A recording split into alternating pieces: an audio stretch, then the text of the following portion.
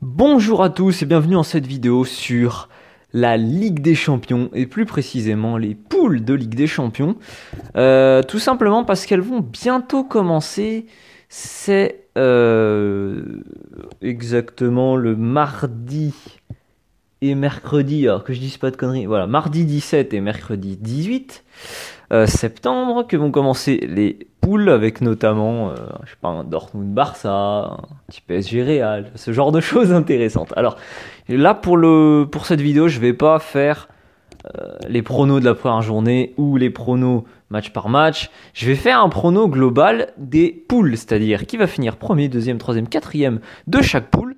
Très simple, on va commencer tout de suite avec la poule A, composée du Paris Saint-Germain, du Real de Madrid, de Club Bruges et de Galatasaray. Alors, je ne les dis pas dans l'ordre auquel je pense qu'ils vont finir. Je les lis juste dans l'ordre qu'ils ont été mis au niveau du tirage. Donc, je vais commencer par le quatrième de ce groupe. Je vais commencer par le Club Bruges, qui est clairement l'équipe la plus faible et je pense pas avoir besoin d'argumenter pour dire que, étant l'équipe la plus faible largement des deux premières et pas mal aussi de Galatasaray, je les mets quatrième de ce groupe tout de suite. Donc le Club Bruges est 4. On passe tout de suite à Galatasaray dont je pense que la place finale, j'arrive plus à parler, sera troisième et donc ils sont reversés en Europa League. Alors quand même, il y a un petit débat parce que Real Madrid PSG, c'est au-dessus, on est d'accord. Mais Galatasaray a fait un bon recrutement. Au niveau des individualités, ça a l'air pas mal. Mais je pense que dans le championnat turc, oui, ça va jouer. En Ligue des Champions, ouais, alors peut-être que chez eux, tu vois, ils vont peut-être réussir à mettre une tôle à Bruges, ça j'en doute pas. Ou peut-être même à faire match nul, soit contre Paris, soit contre le Real, soit contre les deux. Mais voilà, il y a le petit mais, c'est beaucoup moins armé, c'est beaucoup moins solide. Bon voilà, troisième déjà c'est très bien dans cette poule pour Galatasaray. Et donc on en vient au petit duel devant, Paris ou Real, premier ou deuxième. Eh bien c'est simple, ce sont quand même deux équipes qui sont entre guillemets malades. Alors le Real, je pense, en termes de longueur, moins malade que le PSG, puisque le PSG, ça fait quand même des années que ça bute, ça a du mal, etc. Le Real, ça fait juste l'an dernier, avec notamment le départ de Cristiano Ronaldo. Là, on a vu le début de saison du Real est pas ouf. Encore une fois, pas ouf, c'est pas ouf par rapport au Real, tu vois. Quand tu as une équipe comme celle qu'a le Real Madrid cette année, tu t'attends à ce que ça joue bien, à ce que ça mette des buts, à ce que ça soit beau et à ce que ça soit efficace. En même temps, c'est une équipe qui joue toutes les compétitions pour les gagner chaque année. Donc c'est normal. Voilà, donc là, ils font un départ mitigé pour le Real, tu vois. Mais là, tu arrives en Ligue des Champions, tout est redistribué. C'est un Real quand même qui, de toute façon, comme chaque année, a du mal en début de saison. Mais voilà, bon, l'an dernier, ils se font taper en 8ème par un petit Ajax assez intéressant, dont on parlera tout à l'heure. Mais bon. PSG ou Real, en plus c'est le premier match, c'est la journée 1. Paris ou Real, je vais tenter, je sais pas si c'est tenter un coup, de mettre le PSG en 1, parce que ce soit le Real ou le PSG, les dynamiques sont pas ouf par rapport au niveau de ces équipes. Alors Paris c'est la Ligue 1, donc ça passe un peu mieux, mais les dynamiques sont pas ouf, mais je pense que là, on parle seulement des 6 journées de Ligue des Champions. Je pense que le PSG, avec un Neymar revanchard qui va avoir envie quand même de mettre sa pierre à l'édifice en Ligue des Champions, même si c'est le PSG, je pense que le Real va lancer sa saison doucement et je pense que le PSG va en profiter et donc prendre cette première place avec des individualités, voilà, les Neymar qui sont quand même assez intéressante, hein. Un Neymar en forme, finalement, peut être le meilleur joueur de ces deux équipes, hein. Donc voilà. Moi, je mise beaucoup sur lui et je pense qu'il va faire mal. J'ai l'impression de dire beaucoup de fois je pense, mais c'est pas grave. Donc je vais tenter le PSG numéro 1 et le Real Madrid numéro 2. Eh ben, j'ai déjà beaucoup parlé, ça fait quoi? Ça fait 5 minutes pour un groupe. Il y a 8 groupes, ça va faire une vidéo de 40 minutes. Ah, on va peut-être aller plus vite. Bon, allez, le groupe B. Pas facile parce que Bayern, Tottenham, Olympiakos, Belgrade. Alors je vais tout de suite scinder le groupe en deux, c'est-à-dire les équipes qui vont se qualifier, c'est-à-dire Bayern et Tottenham, et les équipes qui vont se faire éliminer, c'est-à-dire Olympiakos et Belgrade. Alors, lequel des deux sera complètement éliminé, lequel des deux va aller en Europa League? Dans tous les cas, Belgrade et Olympiakos, ça n'a pas le niveau Ligue des Champions. Enfin, quand je dis ça, ça n'a pas le niveau de passer les poules. Et alors, quand tu vois les deux monstres qu'il y a devant, pour moi, ça ne le fera pas. Faut toujours dire pour moi, on ne sait jamais ce qui peut arriver. On a déjà vu des équipes moisies arriver bien plus loin que les huitièmes. Hashtag Apoel Nicosie. Mais bref. Je vais mettre Belgrade en 3 et l'Olympiakos en 4. Pourquoi? J'ai pas vraiment d'argument. Belgrade était là l'an dernier. Ils n'ont pas été catastrophiques, même s'ils ont fini évidemment dans la grosse difficulté et la douleur dans le groupe du PSG, Liverpool, Naples l'an dernier. Ça paraît logique. Mais je pense quand même que... Tiens, un petit je pense en plus. Je vois... Tu vois, on change un peu. Que je vois bien Belgrade, chercher plus de points que l'Olympiakos. Et pourquoi pas même dominer Olympiakos dans une double confrontation. Donc je mets Belgrade 3 et Olympiakos 4. On en vient maintenant aux deux du dessus, le Bayern et Tottenham. En dernier, le Bayern se fait sortir par Liverpool en huitième de finale.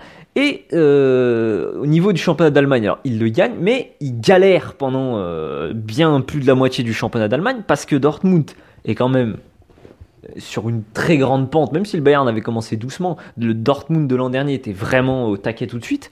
Et en fait, on a eu l'impression que le Bayern faisait une mauvaise saison, était pas trop là et tout. N'oublions pas quand même que Dortmund a vraiment eu un jeu en première partie de saison absolument fantastique. Après, ils se sont un peu plus écroulés avec l'enchaînement des matchs, etc. On l'a vu aussi contre Tottenham, il n'y a pas eu vraiment de match en huitième de finale de Ligue des Champions. Mais je pense... Ah, j'en ai dit un nouveau. C'est dur de pas dire je pense.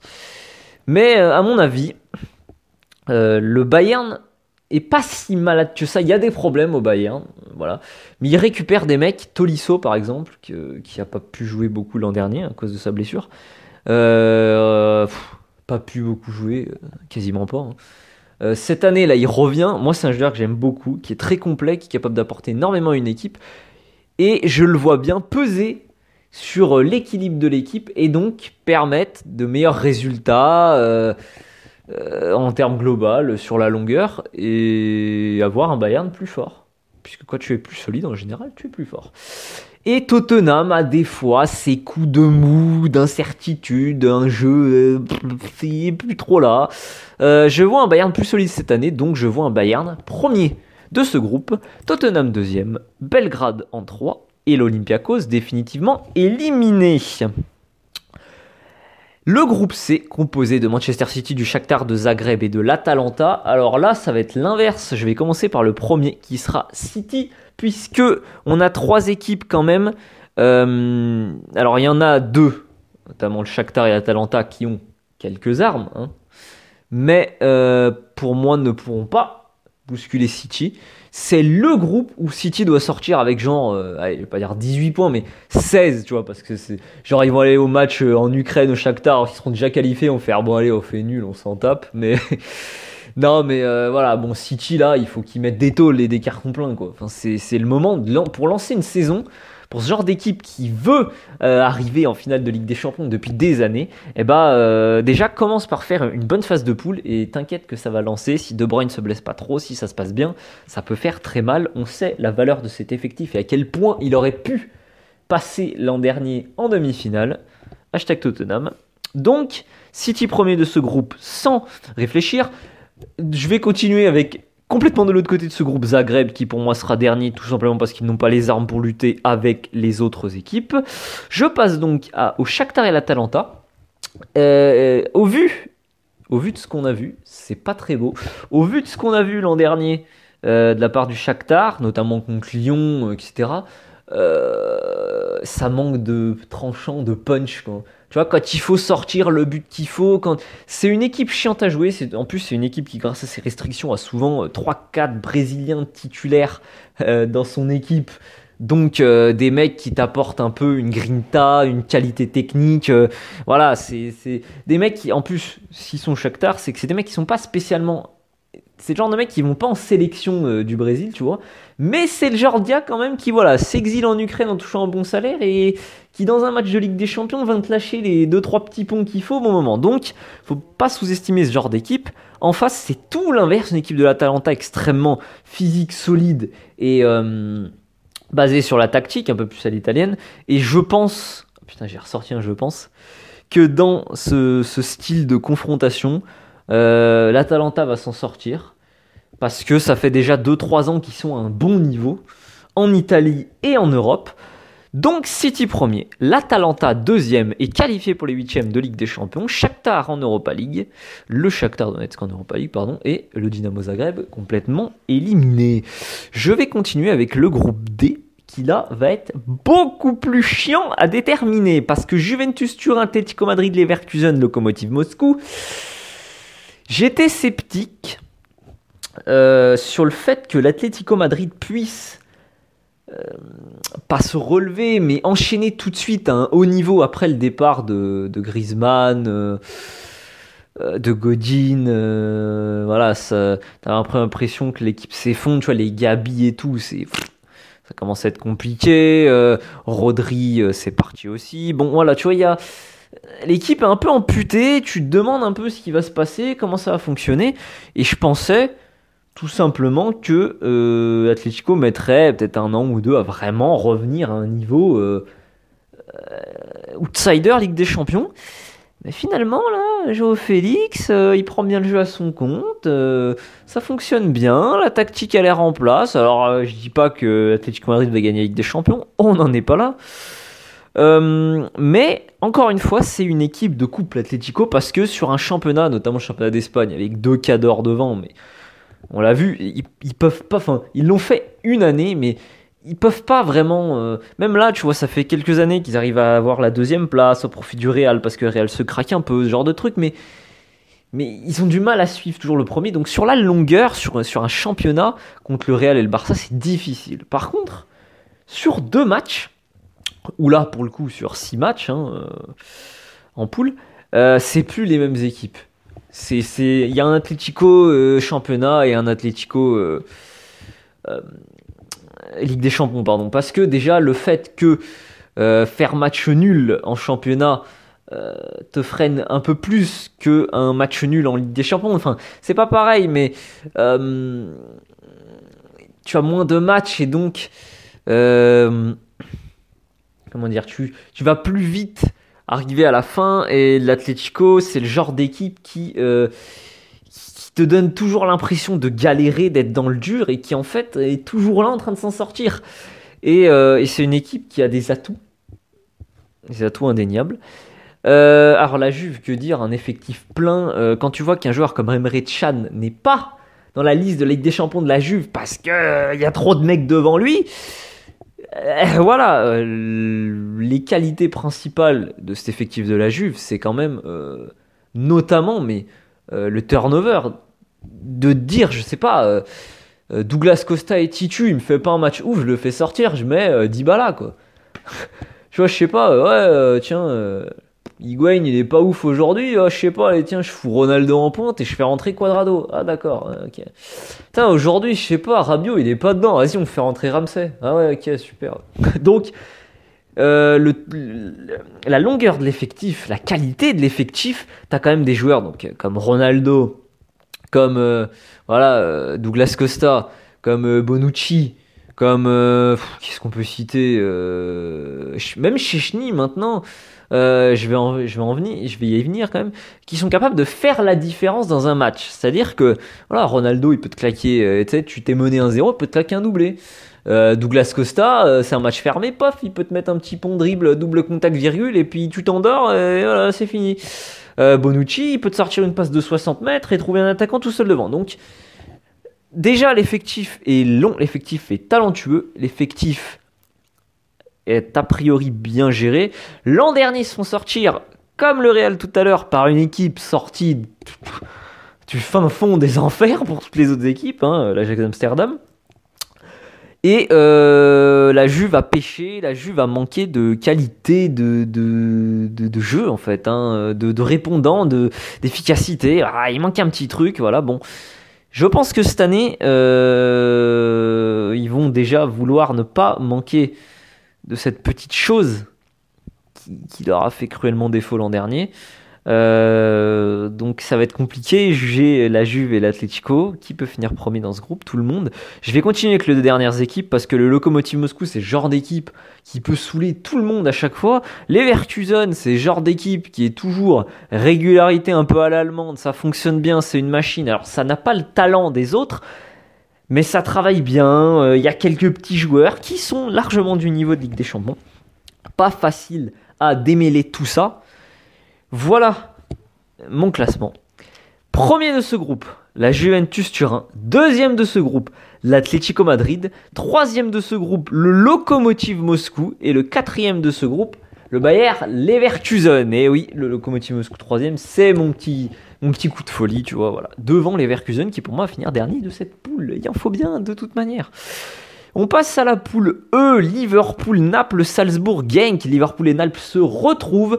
Et je vais faire comme tout à l'heure pour le groupe du Bayern Tottenham. Je vais scinder le groupe en deux. Salzbourg et Genk seront éliminés de la Ligue des Champions. Liverpool et Naples seront devant. Liverpool va finir premier. Naples va finir deuxième. La logique sera respectée. Ensuite, entre Salzbourg et Genk, c'est plus compliqué. Je pense que Salzbourg a plus d'armes. Donc je les vois troisième reversant en Europa League. Quatrième, Genk. Ce groupe s'est allé très vite. Mais tout simplement parce que Liverpool est une machine qui fonctionne très bien en début de saison. Alors l'an dernier, ils prennent aussi un groupe avec Paris-Naples, ça a été compliqué, mais finalement, ça s'en sort. Je pense que cette année, ça fonctionnera bien pour Liverpool.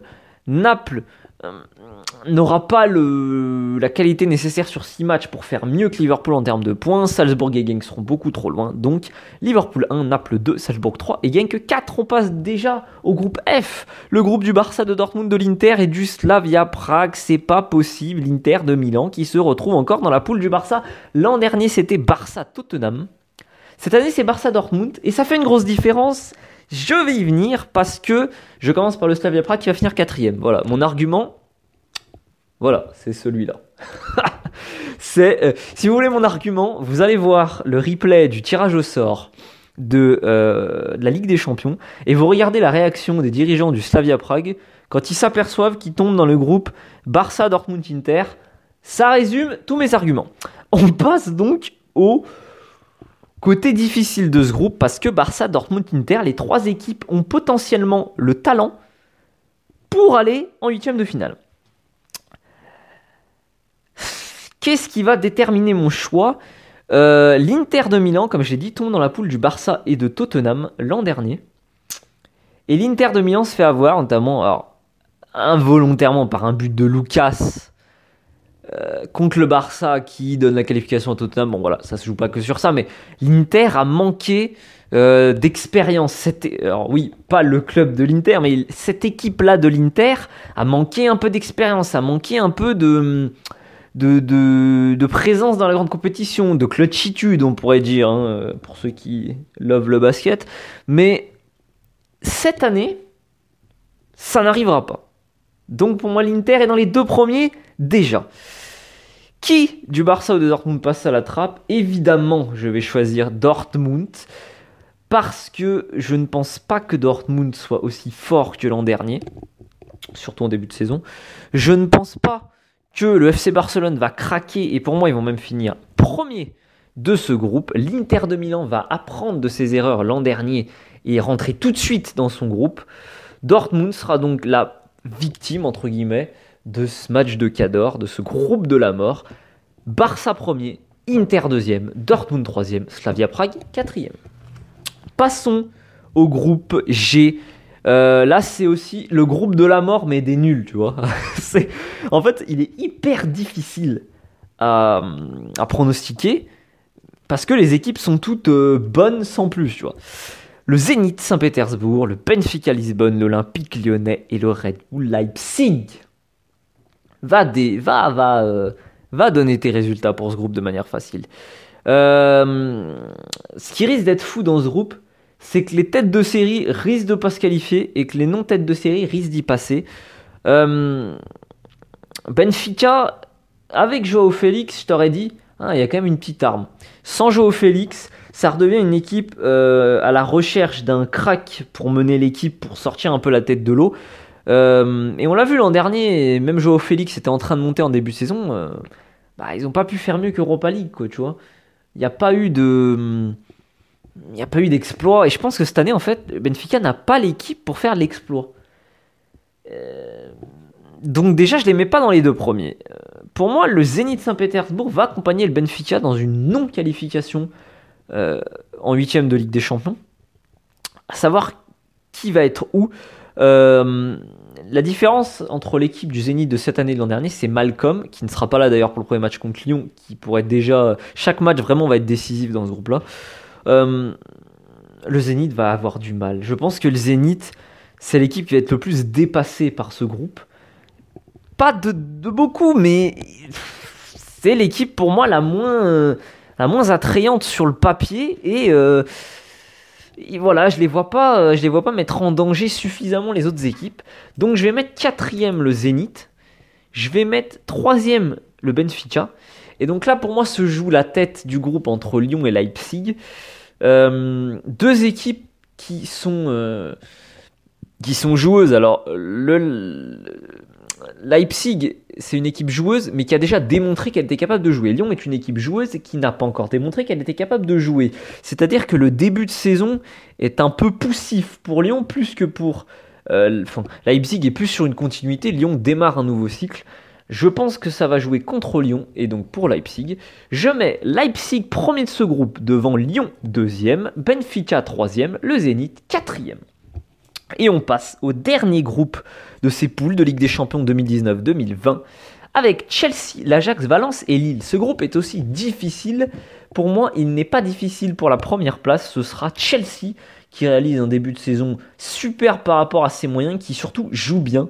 Et ça, quand tu es dans un groupe où tu es le plus fort et que tu joues bien, et qu'en plus tu joues bien, je vois pas comment Chelsea ne pourrait ne pas finir premier. Donc Chelsea 1. Voilà, pour moi ça déjà c'est réglé. Ensuite il y a l'Ajax, Valence et Lille. Et alors là on rentre dans un parcours du combattant absolument impossible. L'Ajax déjà n'est pas le même Ajax que l'an dernier. Il faut absolument pas oublier que De Jong et De Ligt sont partis et que ça va faire mal à cette équipe. Ensuite, il ne faut pas oublier non plus que Tadic, que Ziyech, je dis eux deux parce que c'est ceux qui me semblent le plus forts, ne sont pas partis. Donc, c'est une équipe qui vient de perdre gros, mais c'est une équipe qui a aussi réussi à garder gros. Donc, très dur de savoir comment va réagir l'Ajax dans ce groupe. Valence, c'est une équipe surprenante, Valence. C'est une équipe qui déjà était bon sur la longueur en Ligue 1, ce qui est déjà une bonne performance, je trouve, sachant que c'est une équipe qui était assez irrégulière ces dernières années. L'an dernier, ils arrivent à se qualifier pour la Ligue des Champions. C'est une performance déjà. Donc je pense que Valence est armé pour faire mal en Ligue des Champions. La question est, c'est un peu comme l'Ajax, c'est à quel point ils sont armés. C'est-à-dire à quel point cette année, le jeu, l'efficacité va être... je cherche le mot adéquat. À quel point l'efficacité va être redoutable. Et ensuite, on arrive sur Lille. Lille qui, l'an dernier, était une équipe collective menée par un phénomène. Tu perds ton phénomène. Alors là, Lille a commencé un peu son championnat de France. Et Lille est dans les 5 premiers du championnat de France. Ça se passe bien pour Lille. Ils ont retrouvé un nouveau petit phénomène qui s'appelle Victor Osimhen.